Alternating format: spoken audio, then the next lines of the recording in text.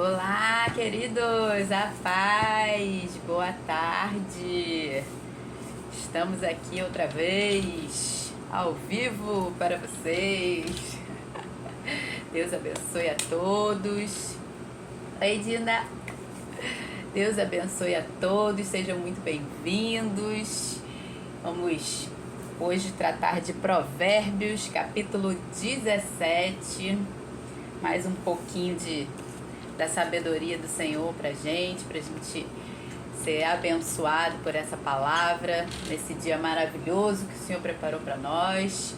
Hora do almoço, vamos comer que o papá tá pronto, a comida tá pronta, aleluia. Oi, mami. Vamos começar então. Papel e caneta na mão, água.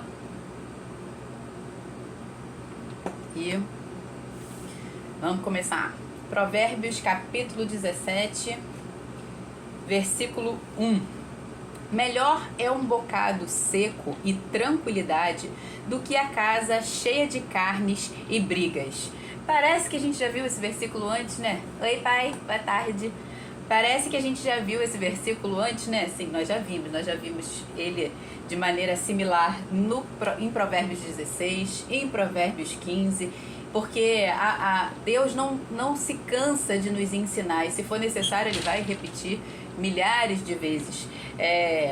Quando está falando aqui que melhor é o bocado seco e tranquilidade do que a casa cheia de brigas, mais uma vez Deus está dizendo pra gente que colocar a nossa confiança nas riquezas não adianta nada, porque se fosse só o dinheiro que bastasse na nossa vida, não haveria nenhum rico, nenhum milionário, bilionário tirando a própria vida, tentando contra a própria vida, ou vivendo de maneira indigna, de maneira moralmente, espiritualmente, fisicamente imoral, injusta.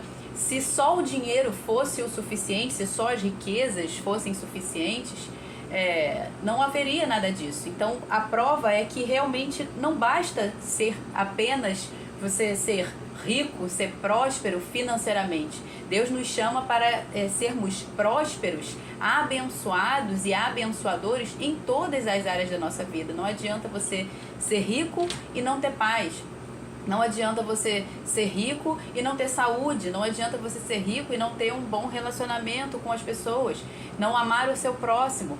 Então, tudo na nossa vida tem que estar de maneira equilibrada e ajustada, andando conforme a vontade de Deus pra gente. Em 1 Tessalonicenses, capítulo 5, verso 23, diz: o mesmo Deus da paz...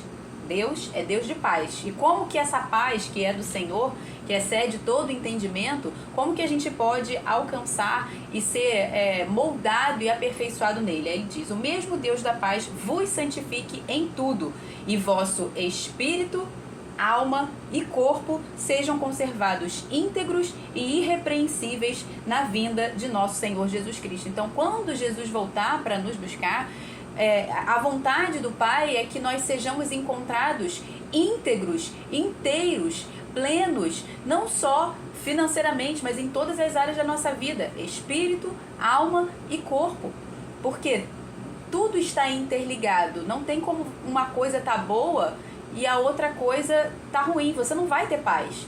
É difícil, por mais que você esteja com 90%, que às vezes é difícil, né? Mas vamos supor que 90% da sua vida esteja às mil maravilhas. Se tiver um filho no hospital, você não está completo, sabe? Você vai, por mais paz que você tenha no Senhor, aquilo ali parece que vai tirar a sua percepção ali do resto. Aquilo vai chamar a sua atenção, vai tomar todo o seu foco.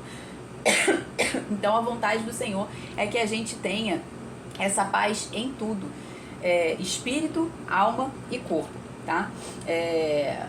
E quando a gente está em paz em tudo, nosso espírito, alma e corpo, ainda que venham esse tipo de circunstância, como eu acabei de falar, às vezes um filho doente, ou nós mesmos, se estivermos doentes, se nós estivermos em paz plenamente com Deus, se estivermos equilibrados plenamente com Deus, isso, a gente vai ter a plena consciência de que isso é temporário, e a gente vai conseguir superar isso de maneira muito mais fácil.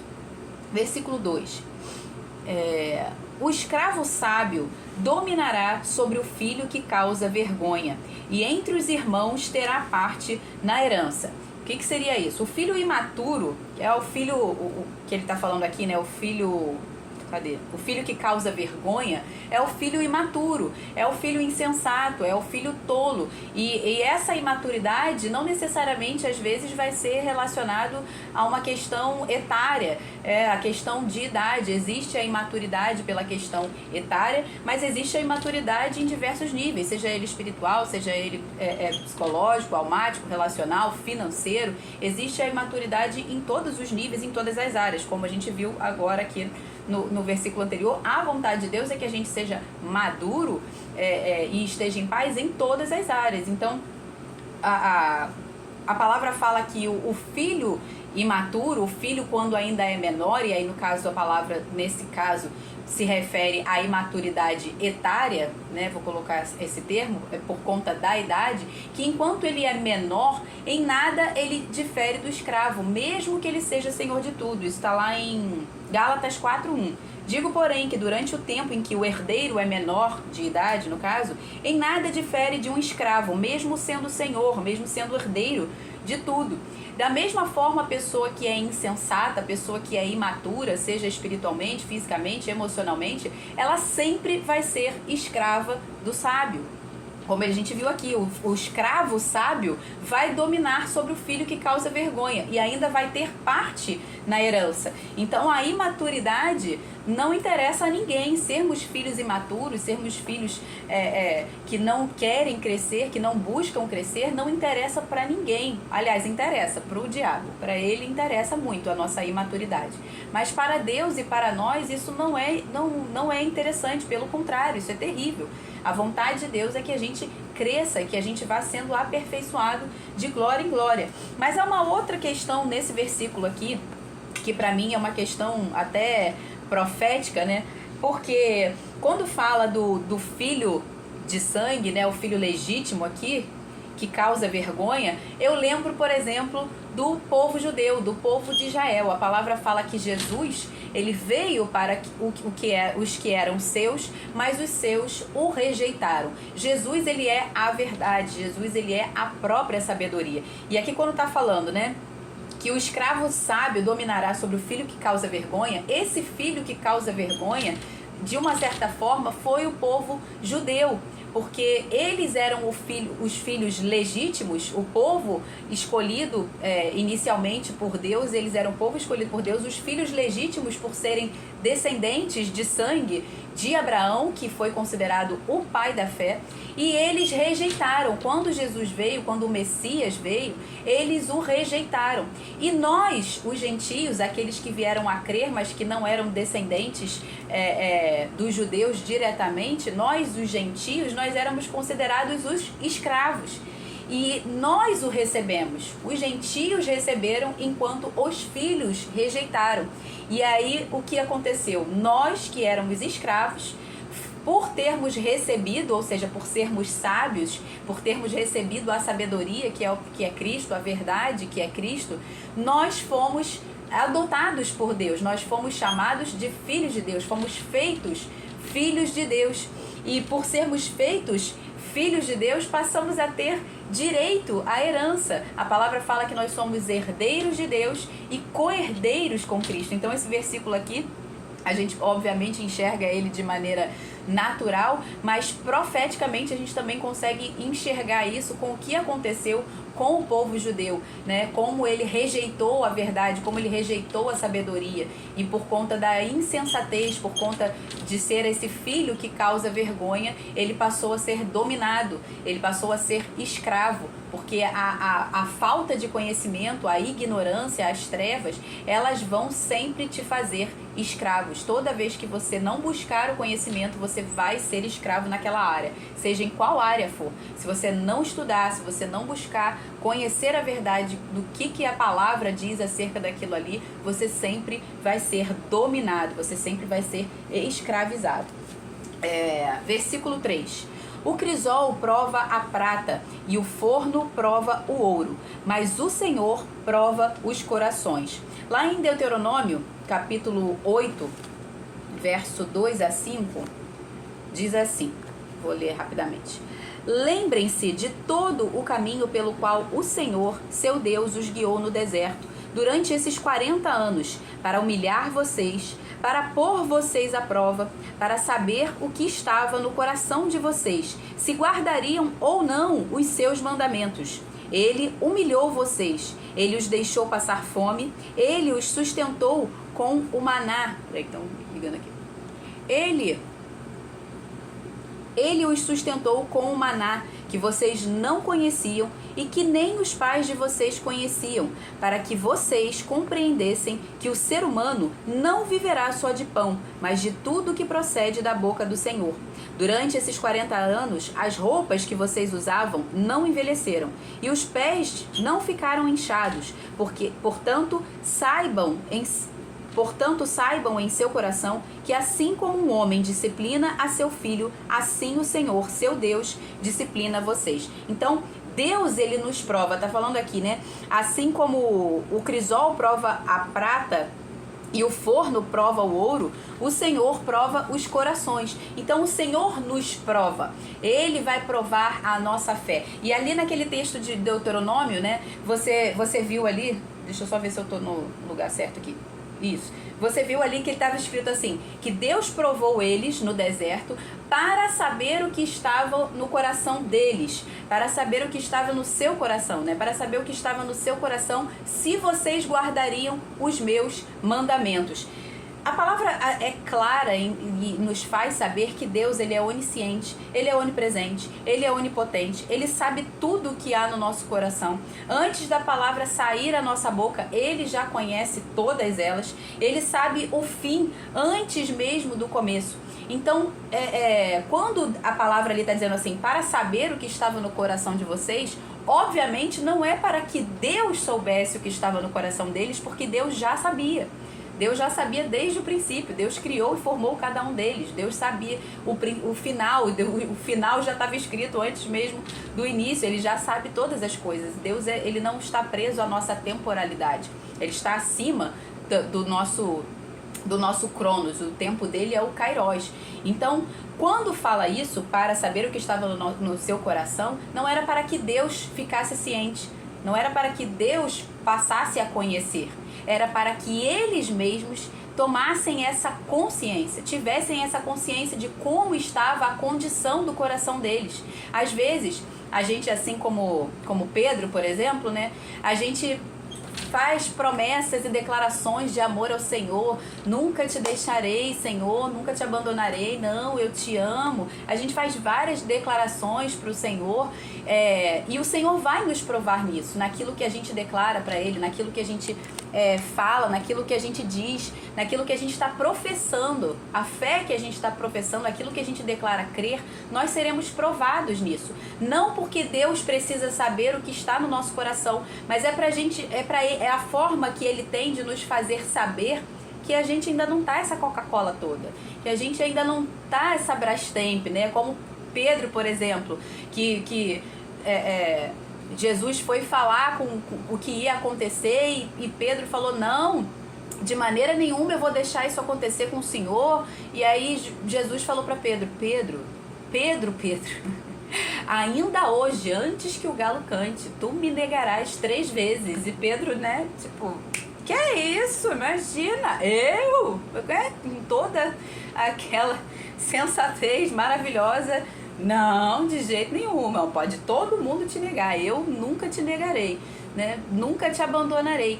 E naquela mesma noite, assim como Jesus falou, Pedro negou a Jesus 3 vezes, e a palavra fala que ele se arrependeu amargamente. E depois quando Jesus ressuscitou e foi ter com Pedro, né, para falar com ele, Jesus deu a oportunidade para Pedro, assim como ele negou 3 vezes, Deus deu a oportunidade a Pedro de afirmá-lo novamente, de declarar o seu amor novamente por 3 vezes.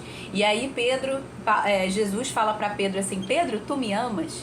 E só que na nossa versão, aqui a versão brasileira, vamos botar assim, você vai ver sempre assim, tu me amas? tu me amas, mas essa palavra tu me ama, o amor aí nesse texto, são palavras diferentes no original, né? Quando fala assim, Pedro, tu me amas?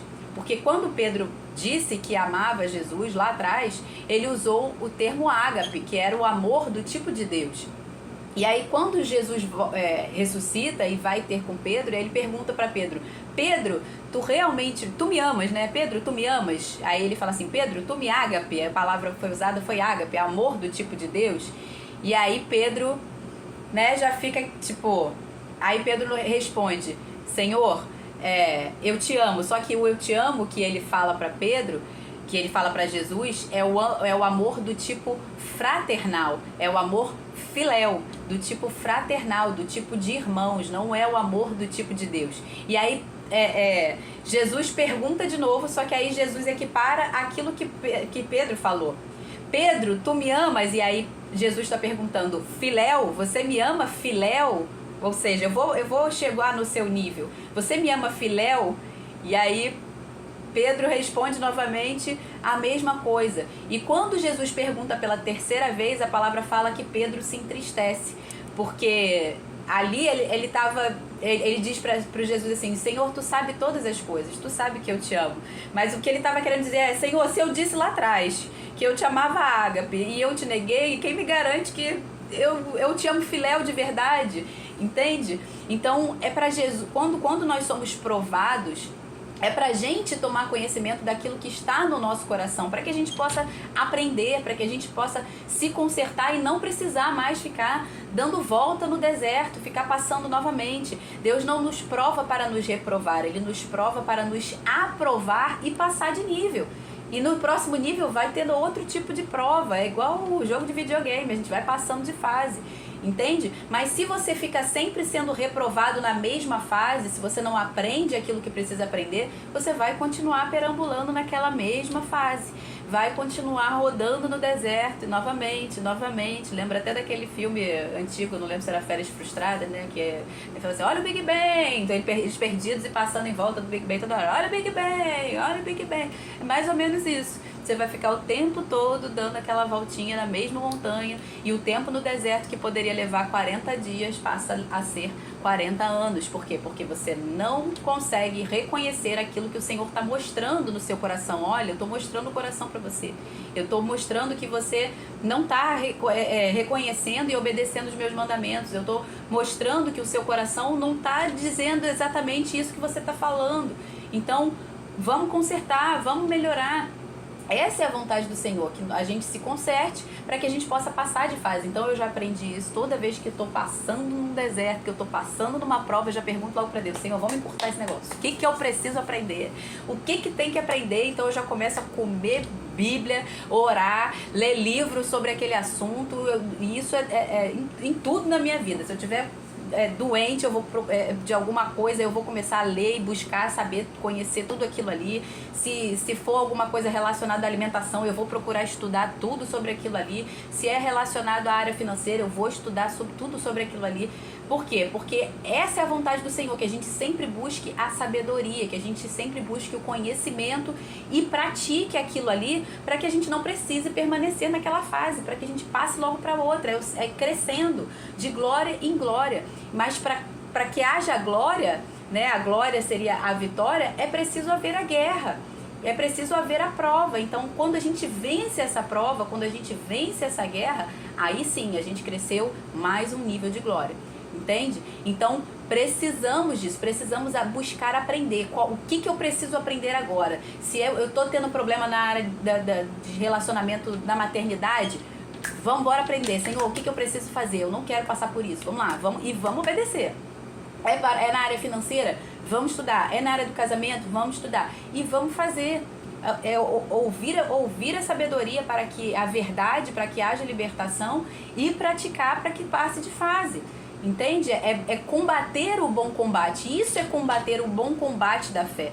A gente aprende, ouve e obedece. E a gente vai crescendo de glória em glória, tá? Então, quando Deus traz isso pra gente, né, que eu falei, ele traz esse no nosso coração, não é pra dizer pra gente assim no final, né, que quando a gente cai, quando a gente erra naquilo que ele já conhecia e sabia onde a gente ia errar, não é pra ele dizer assim pra gente no final, bater na nossa esquerda e falar assim, eu te avisei. Por mais prazeroso que isso seja, né? Toda mulher sabe disso quando a gente avisa o marido. E o marido não ouve. Diz, ai, gente, perdão, né? Senhor, eu vou confessar assim, mas né, que dá às vezes dá um prazer. Por mais que a gente que esteja se lascando junto, às vezes, né, a gente fica assim, eu avisei, né? Pior é quando escuta o conselho do outro que a gente deu e quando é o outro que dá o conselho, parece que é a melhor ideia do mundo. Mas quando foi a gente que deu a ideia, ninguém levou em consideração. Mas tudo bem, o importante é que eles ouçam, não interessa de quem seja, e vá no caminho certo. Isso é que é importante pra gente. A gente não tá aqui pra ser orgulhoso, nem pra ficar de vaidade, tipo, se não me ouviu, não serve. Não, importa, ouve, se ouviu a sabedoria, seja da boca de quem, se não foi da nossa, tá ótimo. O importante é que ouça e pratique. Amém, esposa? Assim seja. Então ele fez por isso, para que a gente tivesse essa consciência e se arrependesse. Foi para lançar, eu até coloquei aqui, né, que enquanto você permanece na ignorância, né, sem a consciência da verdade que nos liberta, nós continuamos perambulando no deserto.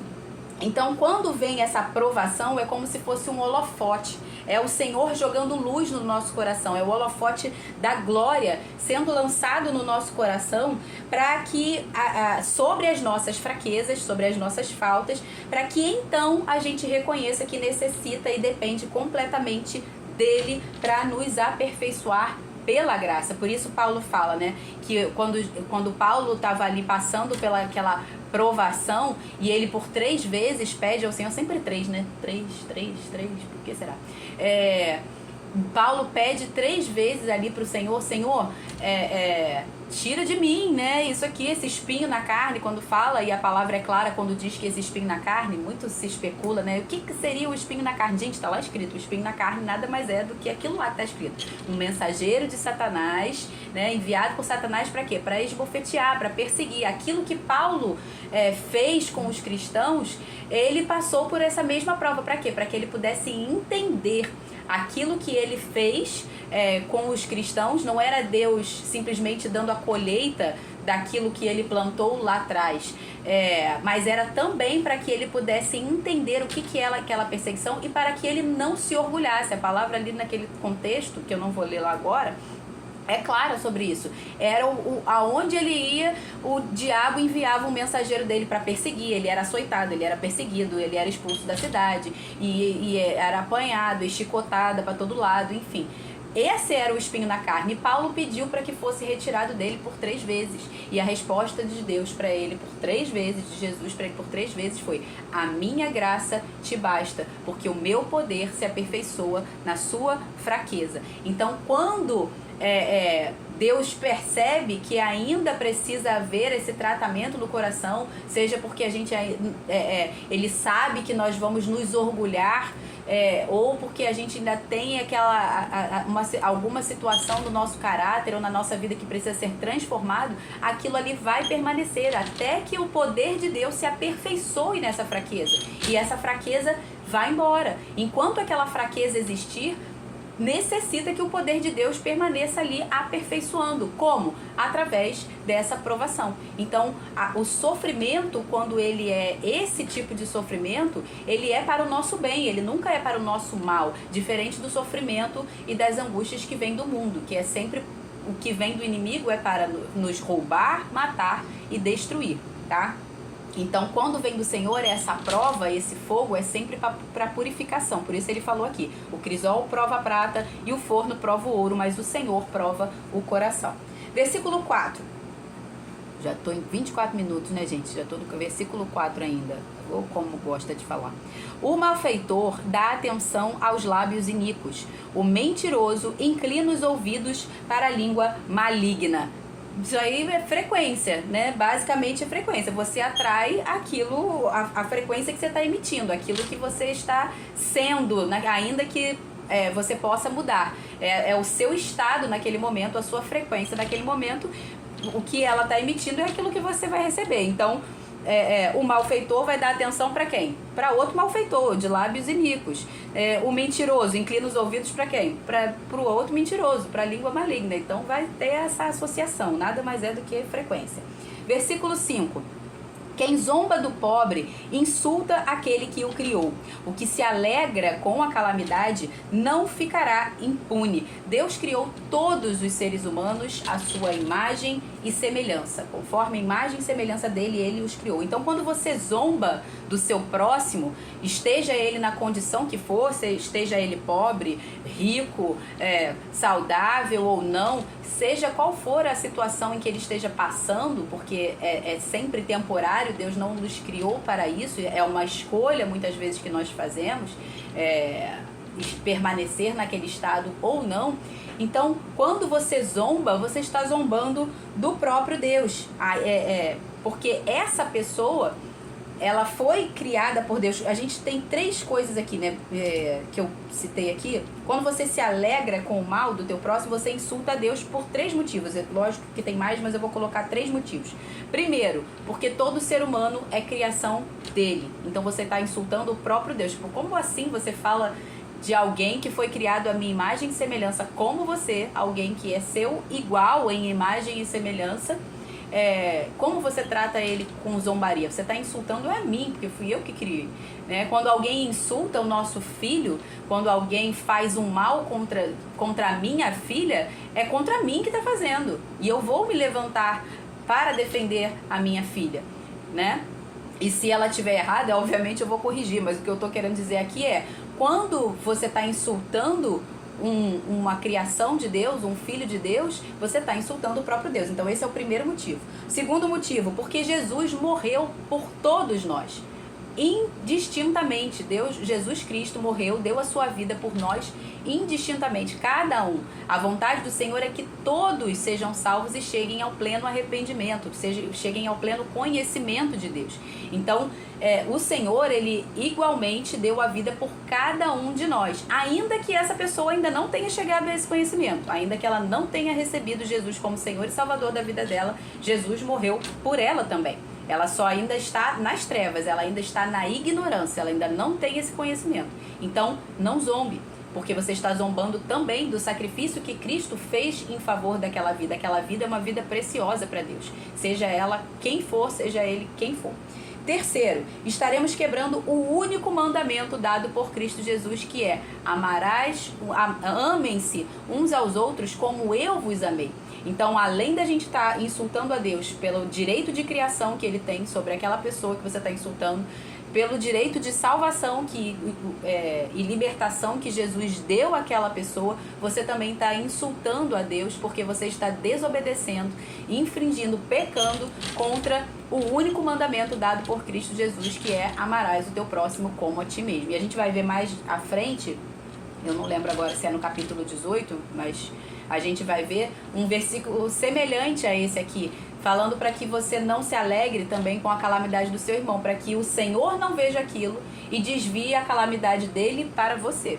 Então, muito cuidado quando você sente prazer na queda de alguém, quando você não se alegra com a alegria que é do outro, quando você com o coração ainda sujo, com o coração mesmo que seja inconsciente, quando você não consegue, quando você se entristece com a alegria do outro, ou quando você se alegra com a tristeza do outro, com a calamidade do outro. Muito cuidado, porque a palavra fala que se o Senhor que o Senhor vai ver isso e vai desviar dele a calamidade e dar a você, ok? Porque aquilo que a gente semeia, a gente vai colher. Versículo 6. Coroa dos velhos são os filhos dos filhos, e a glória dos filhos são os pais. Mas a gente já viu que coroa, glória, está relacionado à autoridade, honra, recompensa, sucesso. E ser bem-sucedido nada mais é do que ter filhos que nos sucedam, levando adiante aquilo que nós transmitimos a ele, a nossa fé, o nosso caráter, representando, né, o nosso legado, seja de caráter, seja de princípios, de valores, de fé. Isso é ser bem-sucedido, é ter filhos que nos sucedem. Quando eu entendi isso, eu falei: meu Deus, mas quando eu ouvi isso pela primeira vez, eu falei: faz todo sentido. né? Porque o que é ser bem sucedido? É ter alguém que o suceda, e alguém que o suceda bem. Não é alguém que o suceda de qualquer maneira, porque não adianta você ter filhos e os seus filhos não sucederem você bem, seus filhos causarem vergonha, interromperem o legado que você deixou de fé, de caráter, do que quer que seja. Então você é bem sucedido, por isso que o filho sábio é o que alegra o pai, e o filho tolo é o que envergonha a sua mãe, porque o filho tolo ele vai trazer a vergonha, ele não vai suceder os seus pais de maneira justa. Então, esse legado de justiça, de princípios e valores é que nós temos que plantar nos nossos filhos para que eles nos sucedam bem, para que nós sejamos bem-sucedidos por eles, entende? Então, essa é a maior glória que a gente pode ter. Inclusive, em 3 João, que é um versículo que eu amo, se você for lá no meu WhatsApp, por exemplo, você vai ver 2 versículos, Isaías 54 e 3 João, versículo 4, né? Porque é um capítulo só. Você vai ver esses 2 versículos lá na minha descrição, porque são 2 versículos, são 2 textos para mim que eu amo e que falam muito comigo. E 3 João, versículo 4, né, porque é capítulo único, diz assim: não tenho alegria maior do que esta, a de ouvir que os meus filhos andam na verdade, sejam os nossos filhos naturais, sejam os nossos filhos espirituais. Essa deve ser a nossa maior alegria, formar pessoas que vão nos suceder naquilo que nós estamos empreendendo para o reino, naquilo que nós estamos empreendendo para Deus. Até falei isso aqui uma vez, né, que às vezes as pessoas falam pra gente assim: você vai criar seu filho numa bolha? Vou criar minha filha numa bolha, porque na verdade você também está criando o seu filho numa bolha. São só bolhas distintas. Eu estou criando meu filho na bolha da realidade da vida. Talvez você esteja criando seu filho na bolha da distração, na bolha da internet, na bolha de acesso a algo que ele ainda não tem maturidade para enfrentar, o que seria uma covardia, porque você está lançando o seu filho para uma guerra que ele ainda não tem condições de lutar, nem condições físicas, nem as espirituais, nem as mentais, para lutar nessa guerra. O mundo é uma guerra. Então você precisa preparar o seu filho. Então a bolha que você precisa preparar não é a bolha da distração, não é a bolha de não dizer não para o seu filho, de não deixar que o seu filho seja frustrado, mas a bolha da realidade. A bolha da realidade é o quê? Ele precisa ouvir não. Ele não tem que ficar distraído com coisas que não edificam e que vão fazer com que ele deixe de formar processos cognitivos e questões espirituais que são muito importantes para que lá na frente, sim, ele esteja preparado para enfrentar essa guerra. Então, escolha qual é a sua bolha. Porque tem várias bolhas para você criar o seu filho. Eu escolhi a bolha da realidade. Por que a bolha da realidade? Porque isso que nós estamos vendo, o mundo que nós vemos com os nossos olhos, o mundo que a gente chama de mundo real, na verdade não é o mundo real. A palavra fala que as coisas visíveis foram feitas a partir das invisíveis, a partir daquilo que a gente não vê. Então o mundo real não é isso que você está vendo aí.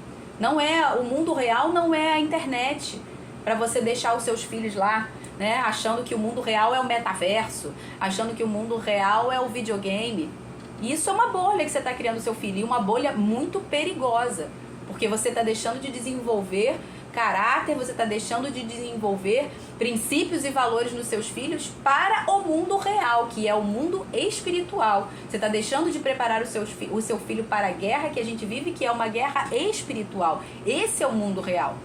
É isso que a gente precisa preparar os nossos filhos e estar preparado junto com eles, andando no caminho. Então é nessa bolha que eu estou criando minha filha, né? Na bolha da realidade do mundo espiritual, dos perigos que estão aí, para que ela possa ter sabedoria, discernimento para encarar quando for o momento certo. E não deixar ela distraída com as coisas desse mundo, sem saber distinguir depois o que é verdade e o que não é, como eu já dei o exemplo aqui da nota falsa, né? Você identifica a nota falsa não porque você ficou na bolha da nota falsa o tempo todo olhando o que é falso. Então vamos ficar só olhando o que é falso o tempo todo, na bolha do mundo falso. Né? Se eu estou criando numa bolha, você está criando então na bolha do mundo falso, da irrealidade, do metaverso. Vamos deixar os nossos filhos aqui, cientes de tudo que é podre, É essa a realidade que você tem que criar o seu filho? Ou é a realidade do mundo espiritual em que a gente vive? Não é a bolha da distração, é a bolha da realidade, preparando ele para aquilo que ele vai vir enfrentar. Então, muito cuidado com a bolha que você encara os seus filhos, porque aqui ele está falando, não tenho alegria maior do que essa, é de ouvir que meus filhos andam na verdade e não na mentira. Então não adianta você ficar apresentando para o seu filho a mentira, ficar apresentando para o seu filho tudo que há de errado nesse mundo, tudo que há de ruim, para ver se depois ele vai identificar. Não, mostre a verdade. Porque assim como uma nota falsa, e eu já dei esse exemplo porque eu fui bancária, assim como uma nota falsa, a gente tem vivência com a verdadeira. E quando uma nota falsa passa rapidamente, opa, volta, tem uma nota falsa aqui. Porque você está tão familiarizado com a verdade, com a bolha da verdade. Obrigada, Claudinha. Beijo. A gente está tão familiarizado com a verdade que a mentira não vai enganar ele. Ele automaticamente vai identificar a mentira com muita facilidade. Mas quando você cria ele na bolha da mentira, na bolha da ilusão, na bolha do metaverso, ele vai achar que aquilo é a realidade. E não é. Aquilo não é a realidade, aquilo é uma mentira. Isso é uma ilusão, é a mentira do diabo. E é por isso que os nossos jovens, principalmente, a gente está vivendo uma geração doente. A geração mais ansiosa de todos os tempos, porque acha que a realidade é o like que ganha na internet. Acha que a realidade é aquilo que as pessoas postam na internet. E dificilmente alguém vai postar dia mal na internet, gente. Dificilmente, pode até haver um ou outro aí que você vai ver que vai postar tanto dia bom quanto dia mal, mas dificilmente alguém vai aparecer aqui, dificilmente, pode ser que aconteça, mas dificilmente eu vou aparecer aqui descabelada, sem maquiagem. É difícil, porque eu quero, não porque eu queira aparentar algo que eu não sou, porque eu faço isso de qualquer forma, mas porque porque eu tô aqui para honrar vocês, então eu vou entregar para vocês o meu melhor. Eu vou entregar para vocês a roupa que eu tiver melhor, a aparência que eu tiver melhor, porque a gente faz isso por amor e para a honra uns dos outros. Mas a internet não é a realidade. Esse mundo é um mundo cruel. E que se os nossos filhos não estiverem familiarizados com a verdade da palavra, com isso aqui, isso é a verdade. Se eles não estiverem familiarizados com isso aqui, eles vão sucumbir. Eles vão ser tragados. Eles não vão ter condições, não vai ter carcaça para encarar essa guerra. Entende? Então que esse seja o seu maior desejo, essa seja a sua maior glória. Ter filhos que os sucedam bem. Filhos que andam na verdade, que esse seja o seu prazer. Então, escolha bem a bolha que você quer criar o seu filho. Eu escolhi a minha. Então não pense que você não está criando o seu filho numa bolha, porque está. A única diferença é qual é a bolha que você está criando. Entende? Então vamos seguir. Versículo 7. Palavras bonitas não ficam bem ao insensato, muito menos a mentira na boca do príncipe, porque é incoerente, né? Quando a palavra não convém que seja dessa forma. Tiago 3,11 diz: acaso pode a fonte jorrar do mesmo lugar o que é doce e o que é amargo? Ou a fonte vai jorrar água doce ou vai jorrar água amarga. Não é coerente, não convém que seja dessa forma. Então, é fato que as palavras bonitas não vão ficar bem para o insensato e nem a mentira ao príncipe, né? Convém a verdade ao príncipe e ao insensato convém a mentira, ok? Aliás, não convém a mentira a ninguém, convém ao insensato que ele se converta. Volte para Deus, se arrependa do seu mau caminho e saia da mentira, saia da destruição.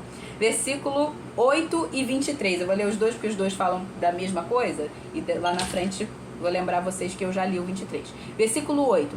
O suborno é pedra mágica aos olhos de quem oferece. Onde quer que for oferecido, dará resultado. E o verso 23. O ímpio aceita suborno secretamente. Para perverter as veredas da justiça. Na Almeida Revista e Corrigida e na tradução brasileira, traduziram a palavra suborno como presente, mas é óbvio aqui pelo contexto que realmente é suborno. Mas eu quero também aproveitar, né, que houve essa tradução para traçar essa diferença de presente para suborno. Por quê? A palavra fala para que a gente honre uns aos outros. E uma forma que a gente tem também de honrar uns aos outros é presentear uns aos outros. E esse presente também abre portas, diferente de um suborno. Então, qual é a diferença do presente e do suborno? É a motivação do coração. Normalmente, quando você quer subornar alguém, o seu coração está corrompido e você quer corromper aquela pessoa, para a semelhança do seu coração praticar o ato que você quer. Então, isso é subornar. Agora, o presentear, no final das contas, parece que é a mesma coisa, né? Os dois estão entregando um presente, né? Mas um está entregando com a motivação maligna e o outro está entregando com a motivação de honrar.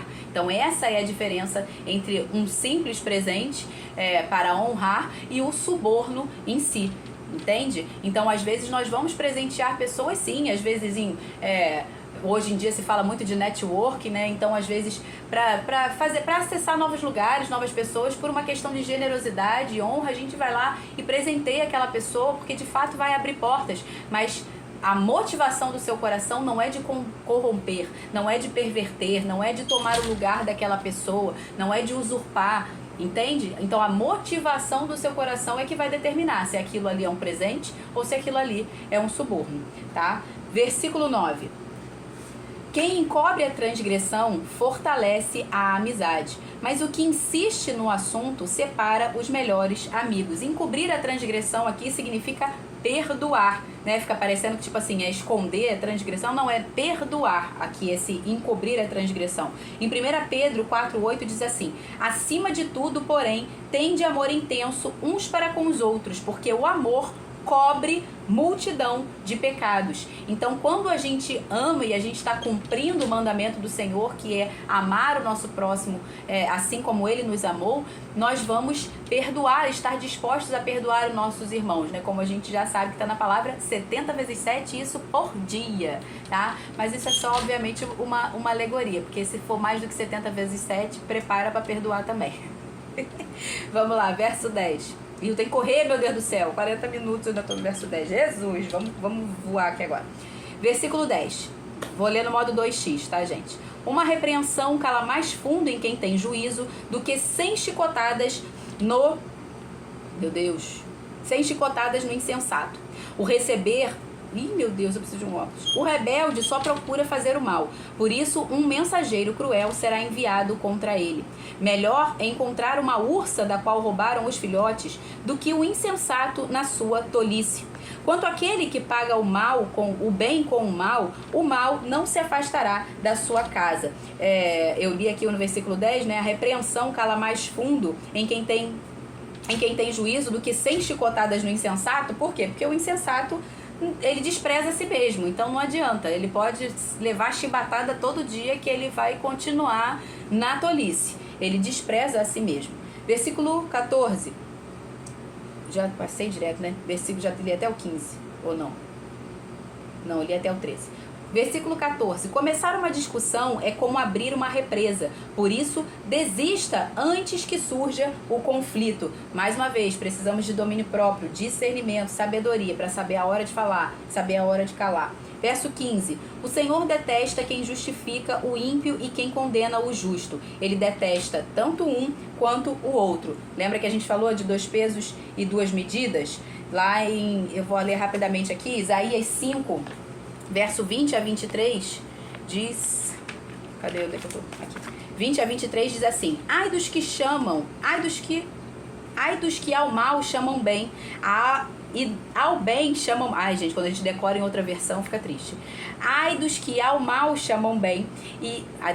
deixa eu falar na versão que eu lembro. Ai daqueles que chamam o mal de bem e o bem de mal, que fazem das trevas luz e das luz fazem trevas, que mudam o amargo em doce e o doce mudam em amargo. Ai dos que são sábios aos seus próprios olhos e inteligentes em seu próprio conceito. Ai dos que são heróis para beber vinho e valentes para misturar bebida forte, que por suborno justificam o ímpio, mas ao justo negam a justiça, tá? Então, o Senhor detesta 2 pesos e 2 medidas. Você chamar o bem de mal, o mal de bem, negar a justiça ao justo e conceder ao ímpio.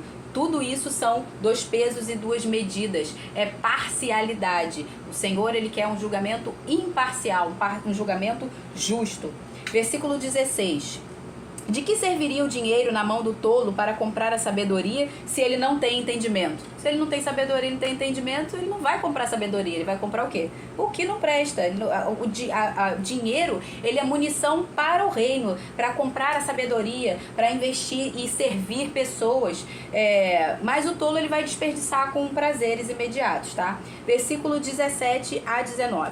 O amigo ama em todo tempo, e na angústia nasce o irmão. Quem não tem juízo se compromete ficando por fiador do seu próximo, como a gente já falou, né? Quem ama a discórdia, ama o pecado. O que faz alta a sua porta, facilita a sua própria queda. Pela nova tradução na linguagem de hoje, diz que esse termo, quem faz alta a sua porta, ele diz que é quem vive se gabando. E na NBV diz que é quem vive contando vantagem, ou seja, quem fica se orgulhando está facilitando no final a própria queda, porque a palavra fala que o orgulho, né, a soberba precede a ruína. Então, por isso que ele está dizendo isso aqui, tá? Quem faz alta a sua própria porta é quem vive se gabando, se orgulhando. Versículo 20 a 22. O perverso de coração jamais encontra o bem, e o que diz coisas más acaba em desgraça. Quem gera um tolo faz isso para a sua própria tristeza. O pai do insensato não terá alegria. O coração alegre é bom remédio, mas o espírito abatido faz secar os ossos. Quando ele fala aqui, né, a gente já viu isso em versículos anteriores, quem gera um filho tolo faz isso para a sua própria tristeza. O pai do insensato não terá alegria. A gente já falou sobre isso, né, que o filho que alegra o pai é o filho sábio. Então, o que ele está dizendo aqui é basicamente a mesma coisa. Versículo 24. A sabedoria é o alvo do inteligente, mas o tolo volta os olhos para os confins da terra. Esses confins da terra nada mais é do que volta os olhos para o nada. Entendeu? Ele está olhando para coisa nenhuma. O filho insensato, mais uma vez, o filho insensato é a tristeza do pai e a amargura para quem o deu à luz, né? Para a mãe, no caso. Ele é a tristeza do pai e a amargura da mãe. Versículo 26. Não é bom punir o justo, é contra todo direito ferir o príncipe. Novamente, não, a justiça aqui não está sendo feita. Está havendo 2 pesos e 2 medidas, e o Senhor detesta isso. Quem controla as suas palavras possui conhecimento, e o sereno de espírito é inteligente. Mais uma vez, domínio próprio, dominar a própria língua. Até o insensato, quando se cala, é tido por sábio. Se fica de boca fechada, passa por inteligente. Olha que grande conselho, né? Se você não souber o que dizer, ou se seu coração está cheio de tolice, fica calado e você se passa por sábio. Isso é um conselho e tanto para todos nós. Porque quem nunca falou alguma coisa que não deveria, né? Quem nunca precisou ler o livro da Joyce Meyer, Eu e Minha Boca Grande? Então, é uma dica pra gente. É isso, gente. Vamos orar. Pai, muito obrigada, louvamos o Teu nome nessa tarde, Te adoramos, Te agradecemos, ó Deus, pela Tua maravilhosa palavra, pela sabedoria que vem do alto.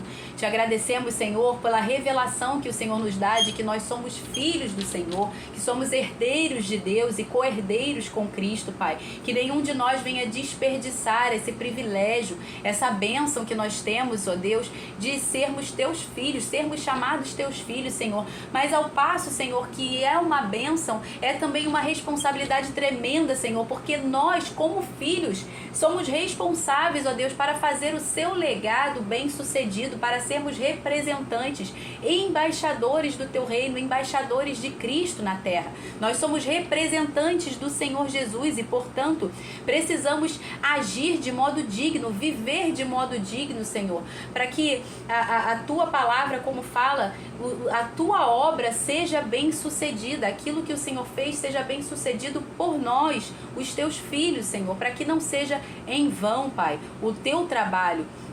A tua palavra fala que tu verás o fruto do teu penoso trabalho e se alegrarás, Senhor, porque o Senhor já conhece o fim desde o início e o Senhor sabe, Pai, que em nome de Jesus nós completaremos a obra, Senhor. A tua igreja completará a tua obra, a tua igreja fará aquilo que o Senhor nos comissionou a fazer, Pai, pela tua graça, Senhor, e para a tua glória, Pai. E é para isso que nós estamos aqui, para aprender mais da verdade, para que estejamos firmados na verdade, na rocha e não na ilusão e não na distração, Senhor. Que o nosso alicerce, Senhor, que o nosso fundamento não seja areia. As coisas desse mundo são como areia. Nós não podemos nos firmar, nos estabelecer em mentiras, Pai. Nós precisamos estar firmados, alicerçados, fundamentados na rocha, que é Cristo, que é a verdade, Senhor.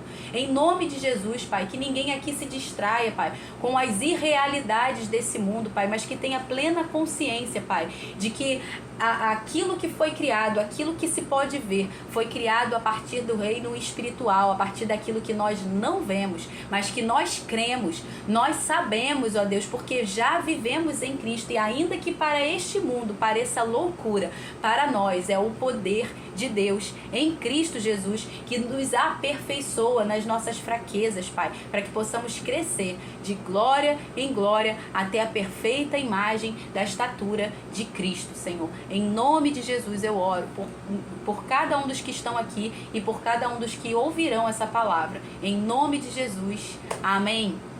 Beijo, gente. Até amanhã. Que Deus abençoe. Amanhã, Provérbios 19.